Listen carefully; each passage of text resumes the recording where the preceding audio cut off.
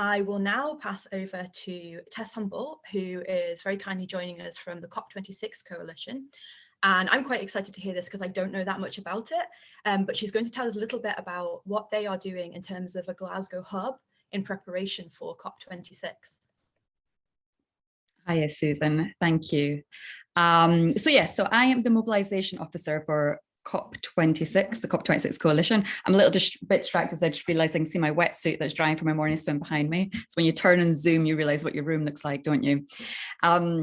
So yeah, it's really nice to see everyone here and be part of this really important SCCAN meeting and the scoping of the need for a larger climate network in Glasgow, which is obviously really crucial with the COP26 coming up this year. And I think the way that the COP26 Coalition and what our aims are can really tie nicely to what SCCAN is looking to achieve, or what they might be looking to achieve. So the COP26 Coalition is a civil society organisation that looks to support grassroots organising around climate justice. We are doing this particularly with the focus on the COP this year. Normally I talk a little bit about the COP. I think that's not necessary within this group. So the main actions and mobilisations around previous COPs have historically had a more broad and general approach around about climate action, with a broad general climate action focus. But the creation of this coalition came from the understanding that we need to put real justice when it comes to climate change at the core of our demands and our actions. And this is, for a set of obvious reasons, but I'll go through them briefly. Because climate change is already affecting people across the world on every continent who did not create this crisis. And it will also affect people within the West, within Scotland, within Glasgow, who also did not create this crisis, the first and the hardest. That's the low earners, the rural communities, people are disabled, people of colour, and so on.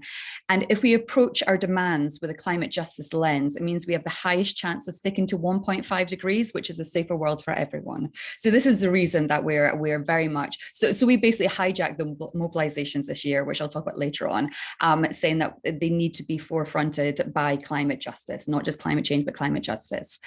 So the coalition works through supporting the formation of decentralized local hubs who we want to help mobilize towards the COP. And these hubs look to fundamentally step out of the traditional climate change and environmental arenas, and they look to incorporate all struggles, all spheres of activism and oppression where people will be hit the hardest by climate change. So this means bringing together trade unions to support a just transition to a green economy.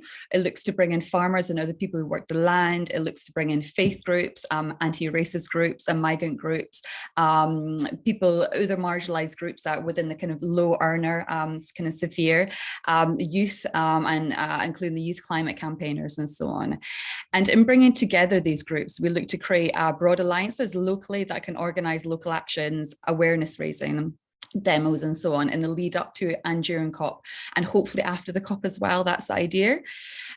We encourage local groups to do this in a way that is relevant to their own communities, in their own local campaigns or the struggles going on, which, that might be working directly with pre-existing campaigns, such as we've been discussing with the Northern Ireland hub, working with against those extractivist industries, mine and so on. That is very much still an issue there, or working with farmers on sustainable transitions. And then the Highlands were particularly working on a divestment campaign aimed at the council that was already in formation.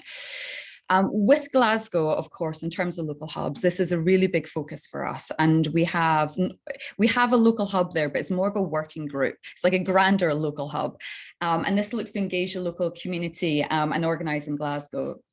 And the focus really being on Glasgow is that we don't want the kind of classic kind of COP dynamics to take place where like the UN, the leaders of the world, our UN representatives fly in and, they decide the fate of the planet.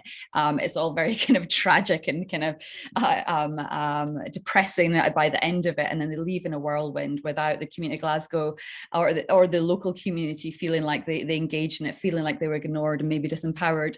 So our local working group in Glasgow really looks to engage the local community in the wider COP conversation and climate change topics as a whole, and kind of provide ways that they can influence these issues. So I can talk a little bit more about what we're doing specifically in Glasgow later on, but this is all moving obviously towards November and the UN talks. So we have two things going on in November. We have the big mobilizations, and we're going to be calling for a 48-hour window of global action, and that's in the middle weekend. So that's over Friday the 5th and Saturday the 6th. We'll have a big protest in Glasgow on Saturday the 6th, and we'll be supporting decentralized protests across the UK.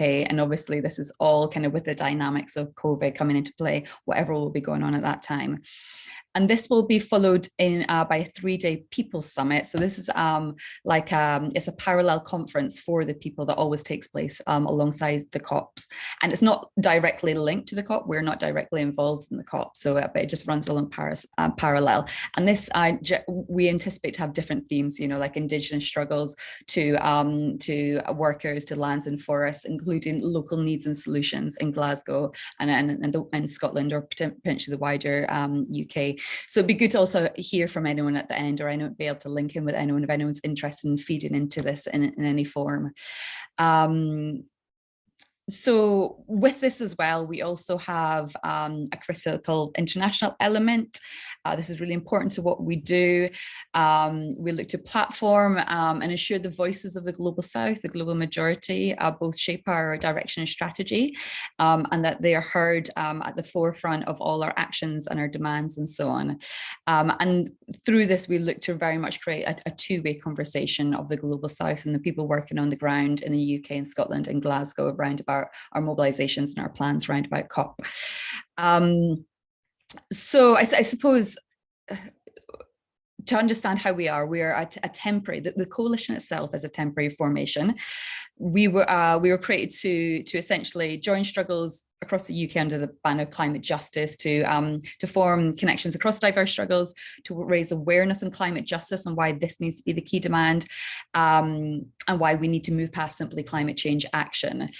And the idea is to use the COP26 as a leverage to form this climate justice movement in the UK, but we very much hope that the movement will continue past the COP26 once this core formation, the staff team and everything has dissolved. So I think this is where our work and what we plan to do now and leading up to COP can really feed in what SCCAN might be looking to do within this time period, but beyond as well. With the Glasgow Hub, I will just say really briefly that we are, they've had a working group that's existed for a few months now, and they will be having their first kind of public local assembly this Sunday, where we invite activists from across different areas from across Glasgow. So that's taking a place in Maryhill this Sunday from 12 to 4.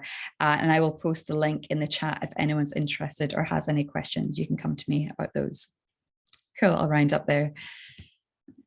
Thank you so much. That's really inspiring. It's amazing how much is happening, and it sounds so positive set against such a potentially negative backdrop.